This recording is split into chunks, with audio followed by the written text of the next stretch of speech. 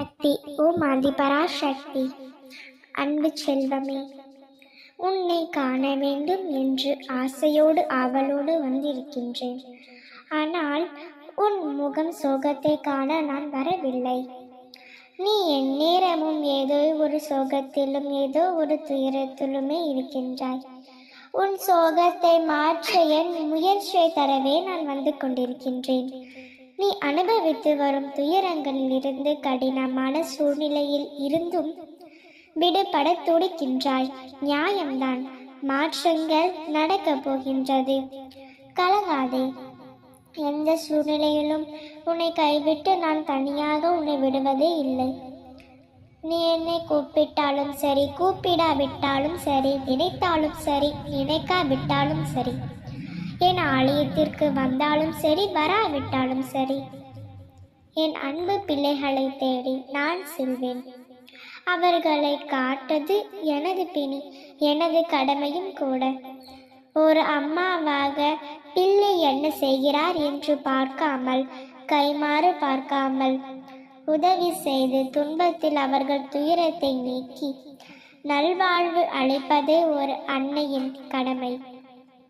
அதிலிருந்து ஒரு நாளும் நீ தப்ப மாட்டேன். ஓம் சக்தி என்று நீ அடிக்கடி கூப்பிடுகிறாய். சில நேரங்களில் மறந்து விடுகின்றாய். பரவாயில்லை, நீ என்னை மறந்தாலும் நான் உன்னை மறக்க மாட்டேன். எந்த சூழ்நிலையிலும் எப்படி இருக்கிறார்? சந்தோஷமாகத்தானே இருக்கிறார். என்னை கஷ்டத்தில் இருக்கிறாளா?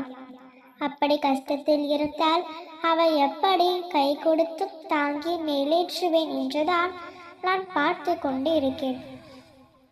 எவ்வளவு தூரத்தில் இருந்தாலும் சரி, ஓம் சக்தி என்ற தெய்வத்தின் மகிமையை வார்த்தைகளால் கூற முடியுமா உன்னால்?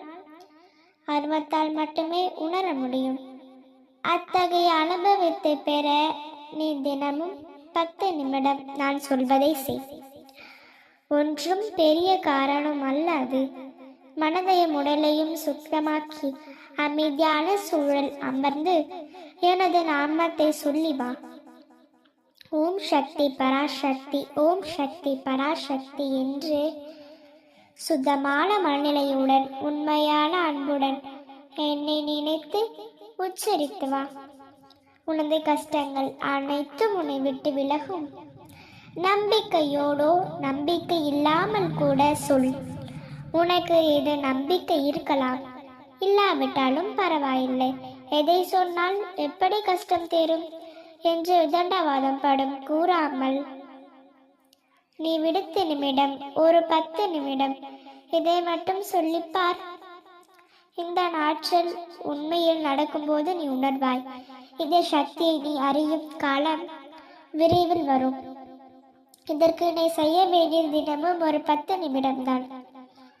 எனது நாமம் எல்லா நல்ல மாற்றங்களை அளித்து அம்மா என்று அதீத பக்தி உடையவராக உன்னை மாற்றும் ஒரு மந்திர சொல்லை மகிமையை நீ விரைவில் உணர்வாய். நீ இதை பயனை உணர்ந்தோ உணராமலோ நான் முன்பு கூடிய பிடி இது நம்பிக்கை வைத்தும் நம்பிக்கை இல்லாமலோ உச்சரித்து மட்டும் பார்.